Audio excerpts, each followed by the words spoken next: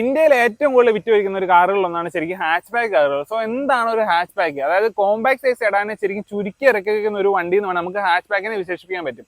അതായത് സെഡാൻ കാറുകൾ അത്ര നീട്ടമൊന്നുമില്ല ഈ പറയുന്ന ഹാച്ച് ബാക്കിന്. അതുപോലെ സെഡാൻ കാറുകൾ കാണുന്ന പോലെ സെപ്പറേറ്റ് ഒരു ബൂട്ട് സ്പേസ് അല്ലെങ്കിൽ ഒരു കമ്പാർട്ട്മെന്റ് കാര്യങ്ങളൊന്നും ഇല്ല ഈ ഒരു ഹാച്ച് ബാക്കുകൾക്ക്. ശരിക്കും ഹാച്ച് ബാക്കിന് ഒരു ബൂട്ട് ഉണ്ട്, പക്ഷെ ആ ഒരു ബൂട്ട് തുറക്കുന്ന ശരിക്കും നമ്മുടെ ഒരു പാസഞ്ചർ സൈഡിലോട്ടായിരിക്കും ആ ഒരു ബൂട്ട് കാര്യങ്ങളൊക്കെ തുറക്കുന്നത്. അതുപോലെ തന്നെ സ്ത്രീകൾക്കൊക്കെ ആണെങ്കിൽ വളരെ ഈസി ആയിട്ട് ഓടിച്ചുകൊണ്ട് പോകാൻ പറ്റിയ ഡയമെൻഷൻസ് ആണ് ഈ ഒരു ഹാച്ച് ബാക്കിനുള്ളത്. പിന്നെ ഈ ഹാച്ച് ബാക്കിന് പൊതുവെ നീട്ടം കുറവായതുകൊണ്ട് തന്നെ നമുക്ക് എവിടെ വേണമെങ്കിലും വണ്ടി കയറ്റി പാർക്ക് ചെയ്യാൻ, അതുപോലെ തന്നെ പല ഗ്യാപ്പുകളിൽ കൂടെ വണ്ടി കൊണ്ടുപോകാൻ വളരെ ഈസിയാണ്. പിന്നെ ഈ ഒരു ഹാച്ച് ബാക്കിന് പൊതുവെ നീട്ടം കുറവായതുകൊണ്ട് തന്നെ അതുപോലെ തന്നെ ചെറിയ വണ്ടി കൊണ്ട് തന്നെ വണ്ടിക്ക് താരതമ്യേന വെയിറ്റ് കുറവാണ്.